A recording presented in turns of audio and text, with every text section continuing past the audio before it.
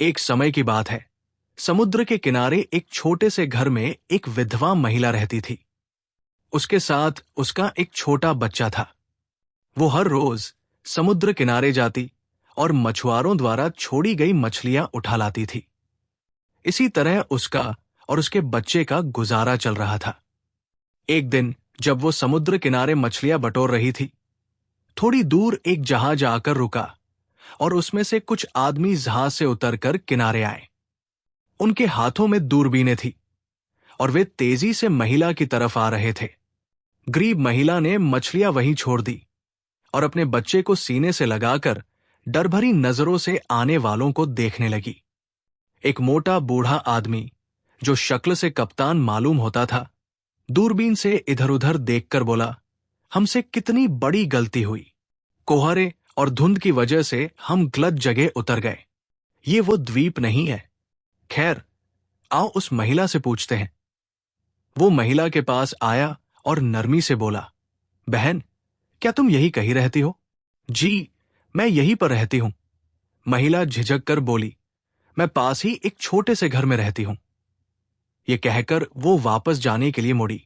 कप्तान ने उसे रोककर पूछा, क्या यहां कोई शहर है? हमें कुछ खरीदना है। यहां पास में कोई शहर नहीं। महिला ने उन्हें जवाब दिया। वे जाने के लिए मुड़े ही थे कि कप्तान की नजर महिला की गोद में दुबके बच्चे पर पड़ी। वो बच्चे को गौर से देखकर बोला, आह, कितना प्यारा बच्चा है। ये बड़ा होकर बहुत बहादुर और समझदार नाविक बनेगा। ऐ महिला, क्या ये तुम्हारा बच्चा है? इसका पिता कहाँ है? महिला की आंखों से आंसू झरने लगे। वो हिचकियां लेते हुए बोली, इसका पिता इसके पैदा होने से पहले ही मर गया था। इतना कहकर वो जोर जोर से सिसकियां भरने लगी। बूढ़े कप्तान ने इस तरह सर हिलाया जैसे उस पर बहुत असर हुआ है। वो बच्चे को फिर से गौर से देखकर कहने लगा, गरीब महिला, मुझे डर है कि अगर ये बच्चा तुम्हारे पास रहा तो ये वो नहीं बन सकेगा जो इसे बनना चाहिए।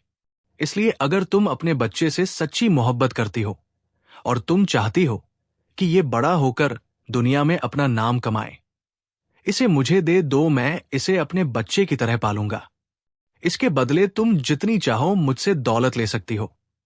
मां ने अपने बच्चे को प्यार भरी नजरों से देखा और फिर अपने सीने से लगाकर बोली, नहीं, नहीं, मैं अपने बच्चे को किसी कीमत पर नहीं दे सकती।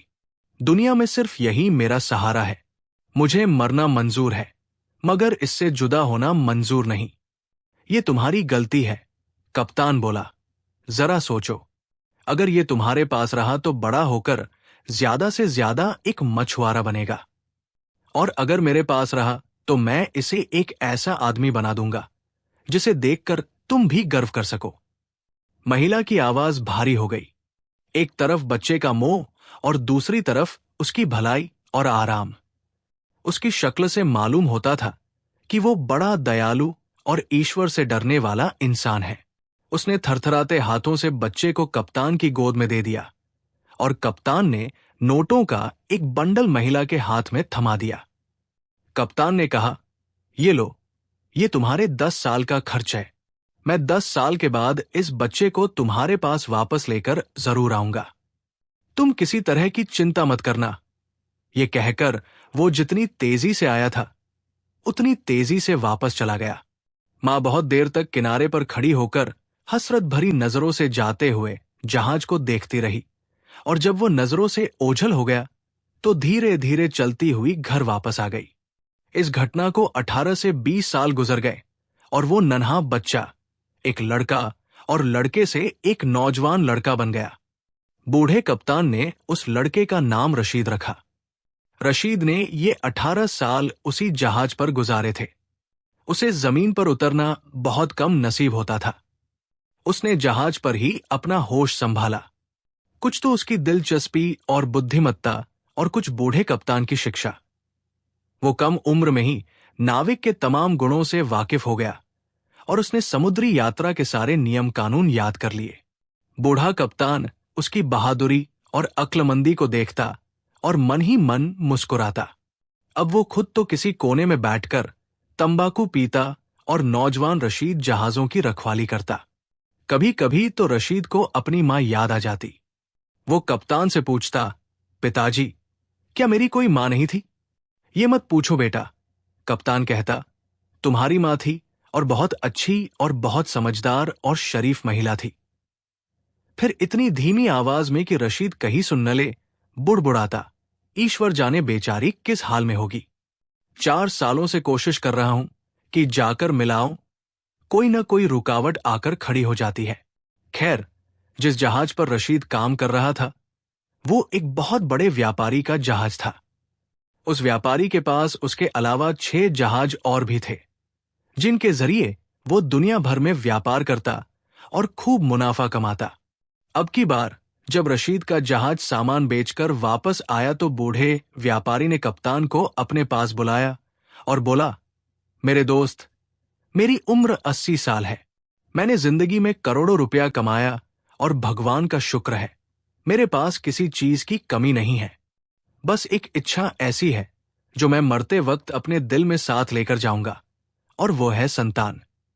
खैर, मेरी किस्मत, क्योंकि अब मैं बहुत बूढ़ा हो चुका हूं और इसलिए सोचता हूं कि अपने सारे माल दौलत का किसी अच्छे आदमी को वारिस बना दूं। तुमने मेरी बहुत सेवा की है और मेरी नजर में तुम्हारे सिवा मेरे माल दौलत का कोई भी हकदार नहीं। हालांकि तुम भी बहुत बूढ़े हो और मेरी तरह तुम्हारी भी कोई संतान नहीं है। कप्तान जल्दी से बोला, जनाब, शायद आपको खबर नहीं कि मेरा एक लड़का है, 18 साल का हट्टा-कट्टा नौजवान।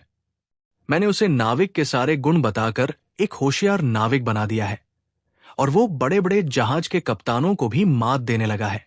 अच्छा, व्यापारी ताज्जुब से बोला, मगर तुमने हमें कभी नहीं बताया कि तुम्हारी कोई संतान भी है। मेरे ख्याल से ये कोई ऐसी बात नहीं थी जो मैं आपको बताता, कप्तान ने जवाब दिया। मेरे निजी मामलों से आपको क्या दिलचस्पी हो सकती है? क्यों नहीं हो सकती? जरूर हो सकती है, व्यापारी बोला। तुम अपने लड़के को मेरे पास लेकर आओ। कप्तान खुशी खुशी दौड़ा दौड़ा गया और रशीद को अपने साथ लेकर व्यापारी के पास पहुंच गया।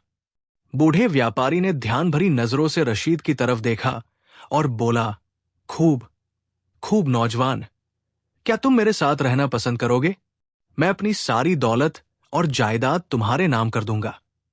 तुम मेरे बेटे कहलाओगे। रशीद थोड़ी देर सोचता रहा और फिर बोला, जनाब, मैं सारी जिंदगी समुद्र में ही रहा हूं। समुद्र की लहरों के थपेड़े खाकर ही मैंने होश संभाला।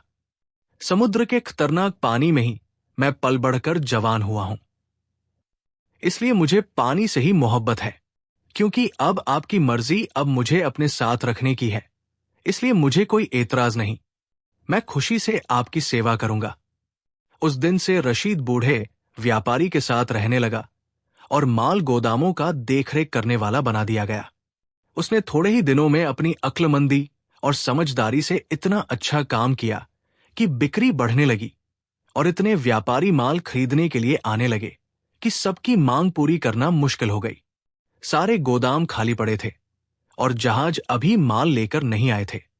ये देखकर रशीद ने व्यापारी से कहा, अगर आप इजाजत दें तो मैं खुद जहाज लेकर जाऊं और जितनी जल्दी हो सके माल लेकर वापस आऊं।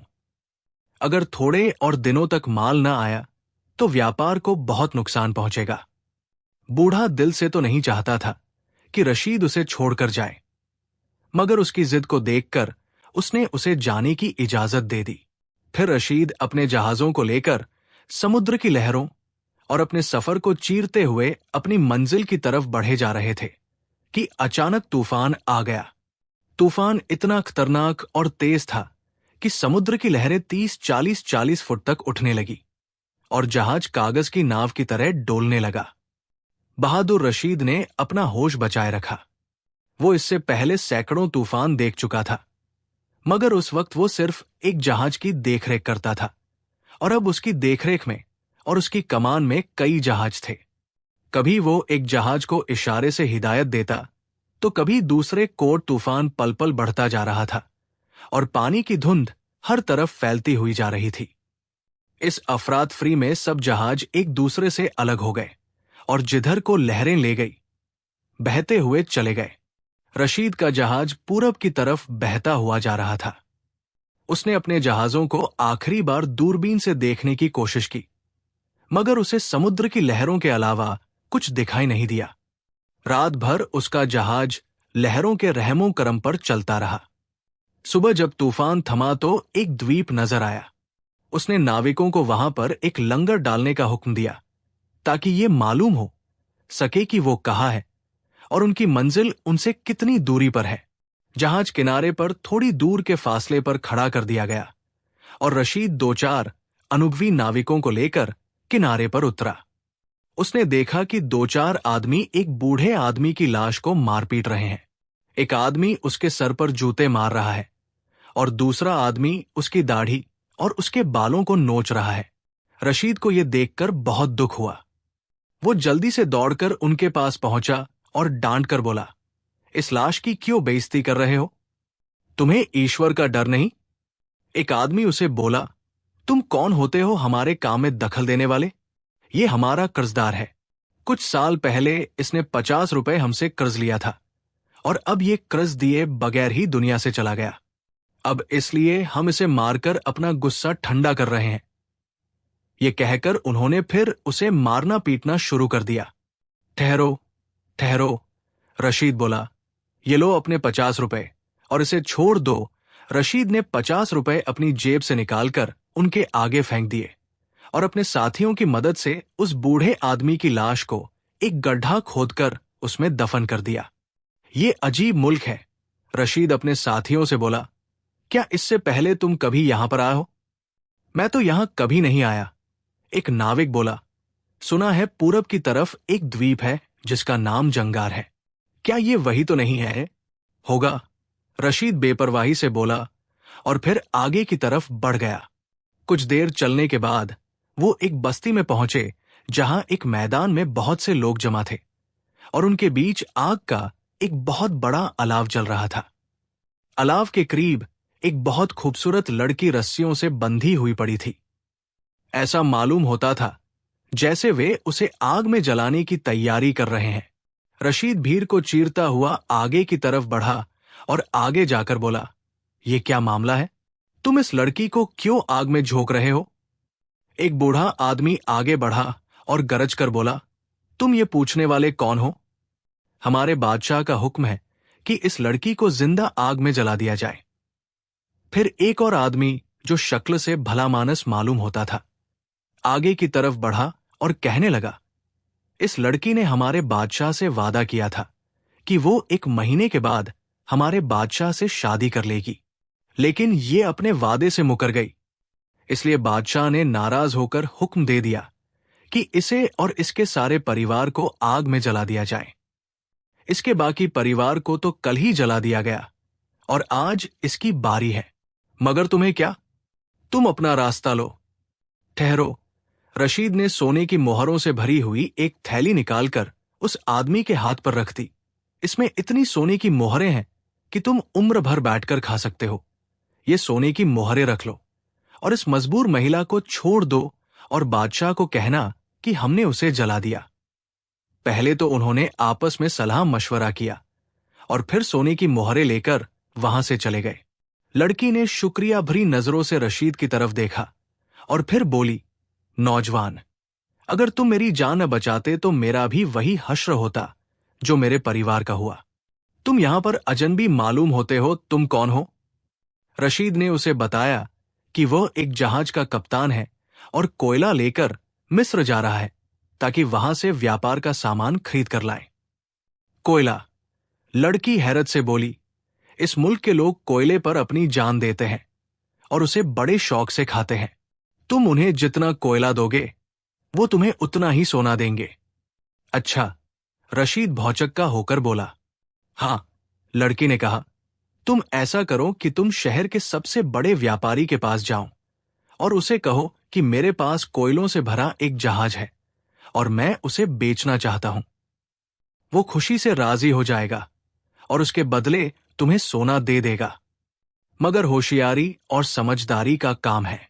जैसे ही सौदा तय हो जाए और सोना तुम्हारे जहाज में पहुंच जाए तो तुम अपने जहाज का लंगर उठा देना और जितनी जल्दी हो सके यहां से निकल जाना। अगर जरा भी देर हुई तो ये जंगली लोग तुम्हें नहीं छोड़ेंगे। तुम पर हमला करके तुम्हारे जहाज और तुम्हारे सारे सामान पर कब्जा कर लेंगे।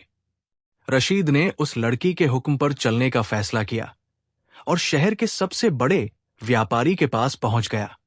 वो उसे बड़े आदर से पेश आया और जब रशीद ने उसे बताया कि वो जहाज भरकर कोयला लाया है तो वो खुशी से उछल पड़ा और बोला, क्या तुम उसे मुझे बेचना चाहते हो?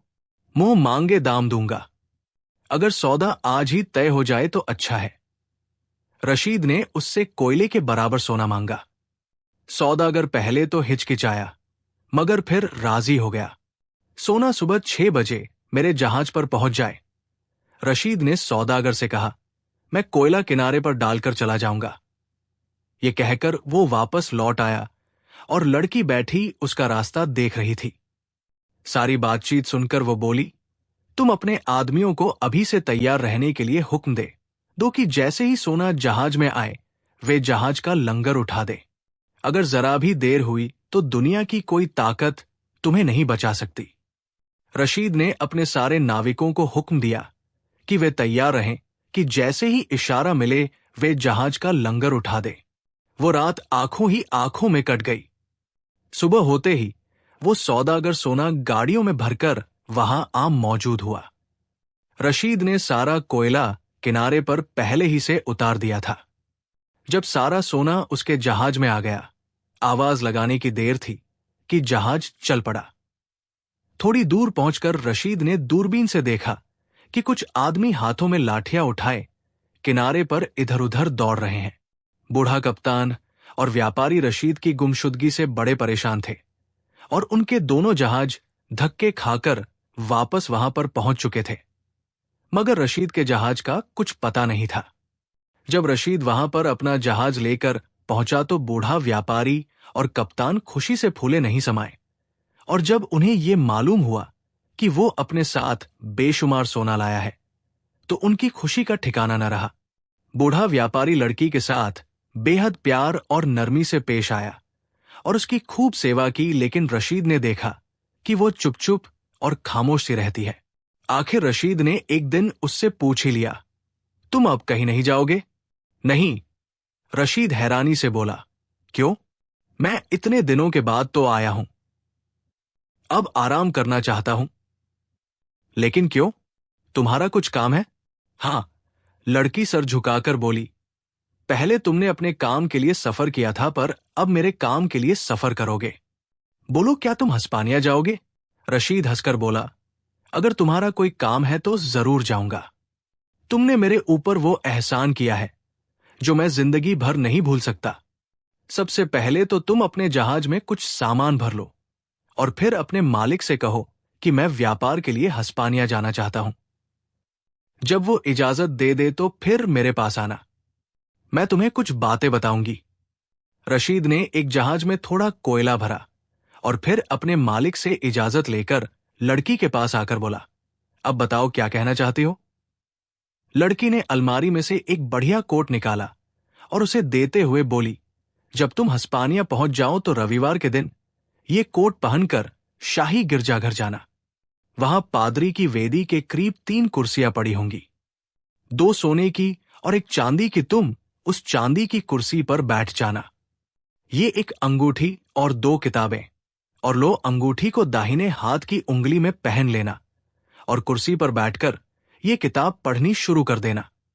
अगर बादशाह या महारानी तुमसे सवाल करें तो खामोशी से उठकर बाहर चले जाना और फिर इंतजार करना कि क्या होता है। रशीद ने लड़की की बातों को खूब याद कर लिया और फिर जहाज में सवार होकर हस्पानिया की तरफ रवाना हो गया। 3 हफ्तों के बाद वो हस्पानिया पहुंचा और फिर वहां से बंदरगाह की तरफ रवाना हो गया और एक सराय में ठहरा। रविवार का दिन आया तो वो लड़की का दिया हुआ कोट पहनकर गिरजाघर पहुंचा। प्रार्थना का वक्त हो चुका था और सारा गिरजाघर श्रद्धालुओं और आदमियों से भरा हुआ था। रशीद बड़ी खुशी के साथ चलता हुआ उस कुर्सी पर जाकर बैठ गया। थोड़ी देर बाद बादशाह और महारानी भी आ गए और रशीद की दाहिने हाथ वाली कुर्सी पर आकर बैठ गए और फिर प्रार्थना शुरू हो गई। रशीद ने जल्दी से लड़की की दी हुई किताब निकाली और पढ़ना शुरू कर दी, साथ ही साथ किताब पर उंगलियां भी फेरता जाता जिसमें लड़की की दी हुई अंगूठी पहने हुए था। सारे लोग प्रार्थना में लगे थे, लेकिन बादशाह और महारानी रशीद की तरफ देख रहे थे। देखते ही देखते महारानी की आंखों से आंसू बहने लगे और वो हिचकियां लेकर रोने लगी। रशीद उसे रोता देखकर एकदम बाहर निकल आया और सराय चला गया। थोड़ी देर बाद 3 सिपाही आए और कहने लगे, तुम्हें बादशाह बुलाते हैं। रशीद ने कहा कि मैं शाम को हाजिर हो जाऊंगा। जब वो शाम के वक्त महल पहुंचा तो बादशाह और महारानी बेसब्री से उसका इंतजार कर रहे थे। उसे देखते ही बादशाह और महारानी खड़े हो गए। रशीद बोला, हुजूर, मुझे बेवजह शर्मिंदा कर रहे हैं। मेरा फर्ज है कि मैं हुजूर की सेवा करूं।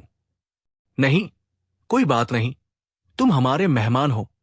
बादशाह बोला, क्या आज की शाम का खाना तुम हमारे साथ खाओगे? मेरी मजाल है कि मैं इनकार करूं। रशीद ने जवाब दिया।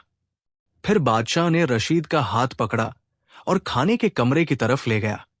फिर तीनों खाना खाने लगे। खाना खाते वक्त महारानी ने कहा, नौजवान, मैं तुमसे एक बात पूछना चाहती हूं। क्या सच सच जवाब दोगे? जरूर महारानी जी। क्या वो कोट, अंगूठी और किताब तुम्हें किसी लड़की ने दी थी? जी, आपकी बात सही है। महारानी फिर हिचकियां भरते हुए रोने लगी और बोली, तो फिर वो कहाँ है? जल्दी से मुझे उसका पता बता दो, मेरा दिल कह रहा है कि वो मेरी लड़की है। रशीद बोला, मैंने उसे एक जंगली लोगों के द्वीप से बचाया था। अब वो मेरे वतन में है और आराम से मेरे पिता के पास रह रही है। उसके साथ कुछ और आदमी भी थे? महारानी ने जवाब दिया, नहीं, वो कहती थी कि इन लोगों ने मेरे मां बाप को जला दिया। अफसोस, मैं एक दिन बाद वहां पर पहुंचा। महारानी बोली, वो उसके मां बाप नहीं थे, नौकर थे। महारानी भराई हुई आवाज में बोली, वो मेरी बच्ची है, मेरी बच्ची। और महारानी फूट फूट कर रोने लगी। रशीद ने खाने से हाथ खींच लिया और महारानी को दिलासा देते हुए बोला, मगर वो तुमसे जुदा कैसे हुई? 5 साल हुए हम तुर्की जा रहे थे। रास्ते में किसी अनजान जगह पर लुटेरों ने हमारा जहाज लूट लिया। हमारे सामान के साथ साथ हमारी लड़की और कुछ नौकरों को भी उठा ले गए। मैंने और महाराज ने बड़ी मुश्किल से अपनी जान बचाई। उस दिन के बाद उसका कुछ पता नहीं। तुम्हारे पास जो चीजें हैं वो उसी की है। इसी से मालूम होता है कि वो हमारी बच्ची है। महारानी दम लेने के लिए रुकी और फिर बोली, नौजवान, तुम जल्दी से वापस जाओ और उस लड़की को लेकर हमारे पास आओ। मैं बादशाह के सामने तुमसे ये वादा करती हूं कि उस लड़की के साथ तुम्हारी शादी कर दी जाएगी। शुक्रिया महारानी जी। रशीद सर झुकाकर बोला, मैंने जो काम किया है उसके लिए मुझे किसी तरह का लालच नहीं था। ये मेरा फर्ज बनता था। आप मेरे साथ एक जहाज रवाना कर दीजिए। मैं राजकुमारी को आप तक पहुंचा दूंगा। बादशाह के सलाहकारों और मंत्रियों को जब यह पता चला तो उन्हें यह सुनकर बहुत गुस्सा आया कि किसी दूसरे देश का अजनबी शख्स उनकी बादशाह की बेटी से शादी करने वाला है। उन्होंने आपस में सलाह मशवरा किया और इस जहाज के साथ जो कप्तान जा रहा था उसे बहुत सी रिश्वत देकर कहा कि जब उसे मौका मिले वो उसका काम खत्म कर दे। जाते में तो उस कप्तान ने रशीद को कुछ न कहा, लेकिन जब जहाज वापस हस्पानिया आ रहा था तो अब कप्तान रशीद को ठिकाने लगाने का मौका तलाश करने लगा।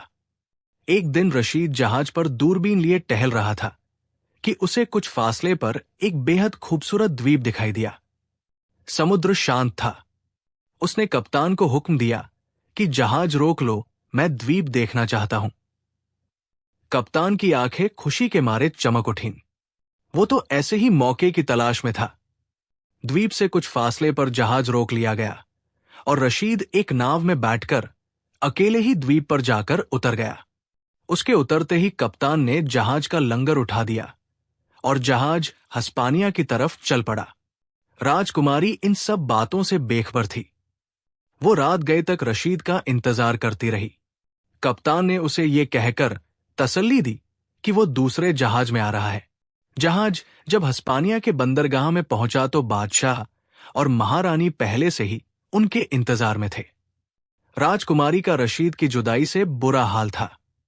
वो रोते रोते निढाल हो गई थी। बादशाह भी अपने सहायक की गुमशुदगी से परेशान था।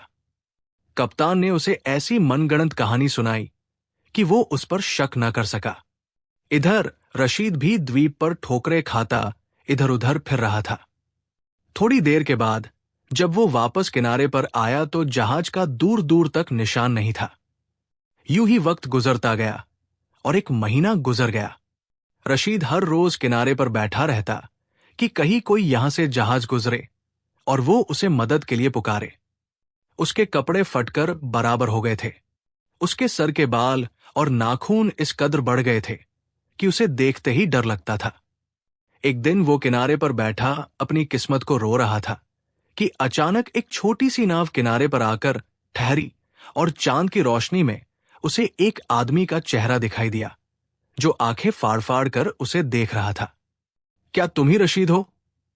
उस आदमी ने पूछा। लेकिन रशीद अपनी सोचों में ऐसा खोया था कि उसने कोई जवाब नहीं दिया। इस पर आदमी और भी चीख कर बोला, क्या तुम बहरे हो? सुनते क्यों नहीं? फिर रशीद उछलकर चौंक पड़ा और नाव की तरफ दौड़ पड़ा। क्या तुम रशीद ही हो? हां, मैं रशीद हूं, उसने जल्दी जल्दी से जवाब दिया। क्या तुम यहां से जाना चाहते हो? अगर तुम मुझे यहां से ले जाओ तो मैं तुम्हारा बहुत आभारी रहूंगा। रशीद खुश होकर बोला, मगर इसके बदले में तुम मुझे क्या दोगे? आदमी बोला। रशीद का चेहरा उतर गया। मेरे पास तो फूटी कौड़ी तक नहीं। मैं इस वक्त तुमसे कुछ नहीं मांगता, आदमी बोला, जब तुम सही सलामत अपने वतन पहुंच जाओ तब। रशीद बोला, अगर मैं अपने वतन पहुंच गया तो तुम जो मांगोगे मैं तुम्हें दूंगा। अच्छा तो आओ, नाव में बैठ जाओ। आदमी ने सहारा देते हुए रशीद को नाव में बिठा लिया। तुम अपने वतन वापस जाना चाहते हो या हस्पानिया? हस्पानिया? रशीद चौंक कर बोला। रात भर नाव चलती रही। सुबह 10 बजे के करीब वे हस्पानिया की बंदरगाह पर जाकर रुके। बंदरगाह पर उतरने के बाद नाविक बोला, मेरा काम खत्म हुआ। ये लो कुछ रुपया, इससे तुम अपनी हालत सुधार लो, और जब तुम अपनी ये हालत सुधार लोगे तो फिर मैं तुम्हारे पास आऊंगा। रशीद ने वो पैसे लिए और पहले नाई की दुकान पर गया। उसने अपना हुलिया सुधारा, नए कपड़े खरीदे और उसी सराय में चला गया जहां पर वो पहले ठहरा था। राजकुमारी उसका नाम सुनते ही उछल पड़ी। बादशाह और महारानी को जब ये खबर मिली तो वे भी उसका नाम सुनकर बहुत खुश हो गए। थोड़े दिन बाद रशीद की शादी राजकुमारी से हो गई। शादी में रशीद का मुंह बोला पिता, वो कप्तान और वो व्यापारी भी शामिल थे।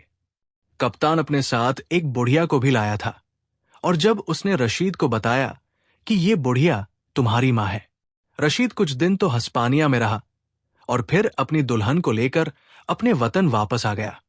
अब व्यापारी भी बहुत बूढ़ा हो गया था। उसने अपना सारा कारोबार रशीद को सौंप दिया और खुद ईश्वर की याद में व्यस्त हो गया। प्यारे दोस्तों, ये कहानी आपको कैसी लगी? कमेंट्स में अपनी राय जरूर दीजिएगा। हमारे चैनल को सब्सक्राइब कर दीजिएगा। वीडियो देखने का बहुत बहुत शुक्रिया।